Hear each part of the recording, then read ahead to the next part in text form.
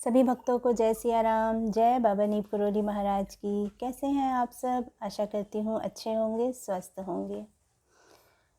सबसे पहले आपको बताना चाहूँगी कि जो श्री कैंची धाम यात्रा की 5 तारीख को हमारी यात्रा है, उसकी सभी सीटें पूरी हो गई हैं।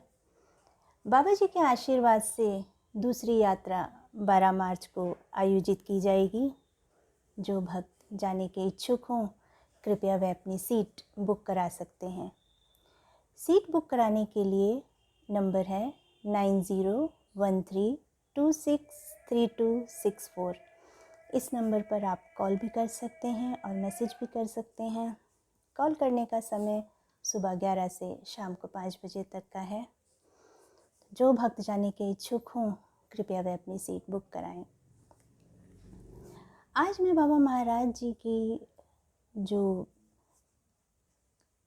कथा कहें आप या निर्माण कहें मंदिर का, उस विषय में आपके लिए कुछ छोटा सा एक आपके साथ शेयर करना चाहूँगी उनका अनुभव।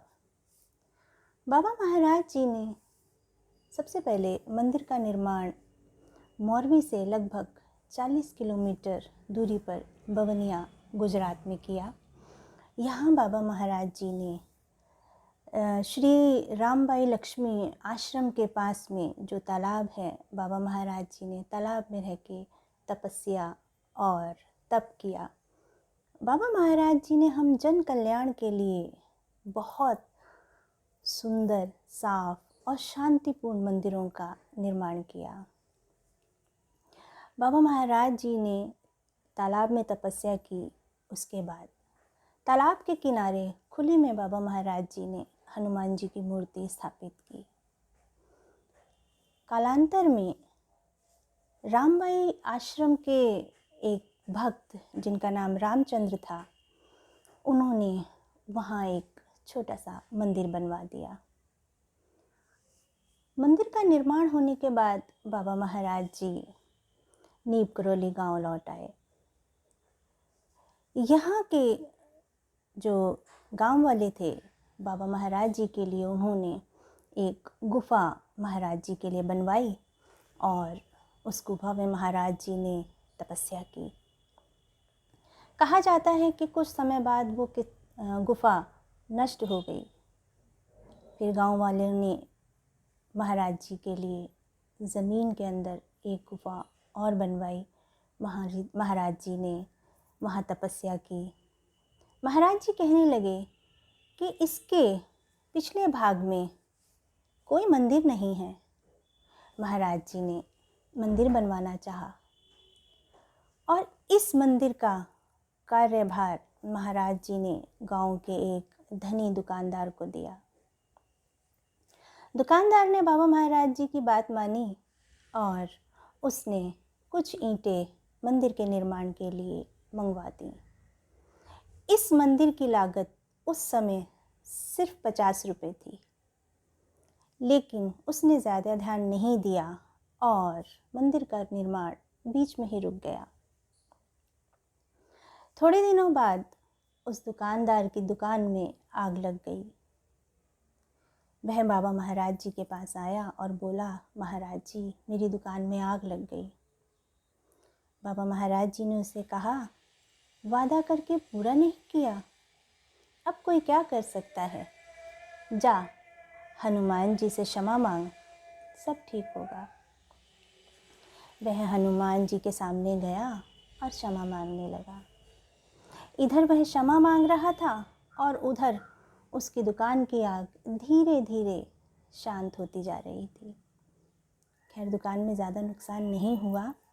ये महाराज जी की और हनुमान जी की कृपा थी।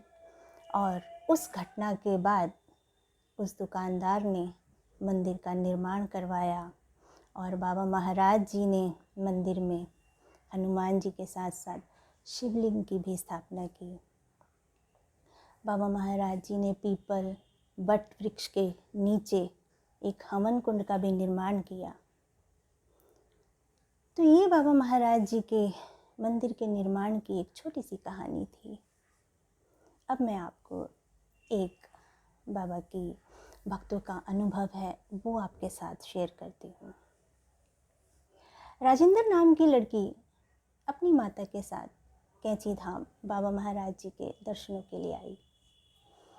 बाबा महाराज जी ने उस लड़की को देखते ही उसकी माँ से कहा, अब इसकी शादी कर देना। यह कह के बाबा महाराज जी ने 2 रुपये उसे विदा दी। हालांकि वो 2 रुपये लेना उन दोनों को अच्छा नहीं लगा, लेकिन फिर भी वह चल दी। बस में जब उन्हें कंडक्टर ने टिकट के लिए कहा तो उनके पास जो पैसे थे उसमें 2 रुपये की कमी आ रही थी। उन्होंने झट से बाबा जी द्वारा दिए हुए 2 रुपये उन पैसों में मिला के टिकट खरीदी। और फिर उनको इस बात का अंदाज़ा हुआ, ये बात उन्हें महसूस हुई कि बाबा महाराज जी को सब कुछ पता है। उन्होंने 2 रुपये हमें बेइज्जती से बचाने के लिए दिए। उन्होंने बाबा महाराज जी का धन्यवाद किया और वो घर गई। कुछ समय बाद लड़की की शादी की बात चलने लगी। 1 साल के अंदर अंदर लड़की की शादी हो गई। शादी के बाद लड़की अपने पति के साथ बाबा महाराज जी के दर्शनों के लिए कैंची आई। लड़की को देख के बाबा महाराज जी ने अपनी 3 उंगलियों का इशारा करते हुए कहा कि तेरी 3 संतान होंगी और तीनों लड़के होंगे। और आगे चलकर उसको 3 लड़के ही हुए। तो ऐसी है बाबा महाराज जी की कृपा और बाबा जी का आशीर्वाद। बाबा जी जो कहते थे वो ज़रूर होता था। मैं बार बार यही कहती हूँ कि बाबा जी को समझना इतना आसान नहीं है। बाबा जी अंतर्यामी हैं, बाबा जी को सब पता है। मैं सभी भक्तों से यही कहूँगी कि बाबा जी से जुड़ें, उनको दिल से मानें, उनको दिल से याद करें। बाबा जी सबकी दुख परेशानी दूर करते हैं। और मुझे बहुत अच्छा लगता है कि बाबा महाराज जी से रोज़ इतने भक्त जुड़ रहे हैं, बहुत भक्त जुड़ रहे हैं। और मुझे बहुत अच्छा लगता है जब बाबा जी से जुड़ी हुई मेरे पास कोई कॉल आती हैं या मैसेजेस आते हैं। आपको एक चीज़ और कहना चाहूँगी कि जो भक्त मुझे कॉल करते हैं वह कृपया सुबह 11 से शाम को 5 बजे के बीच में आप मुझे कभी भी कॉल कर सकते हैं। ऐसे ही बाबा महाराज जी से जुड़े रहें। बाबा जी का आशीर्वाद हमेशा आप सभी भक्तों पर बना रहे। आप सभी भक्त खुश रहें, स्वस्थ रहें। सभी भक्तों को जय सिया राम, जय बाबा नीम करोली महाराज की, जय सिया राम।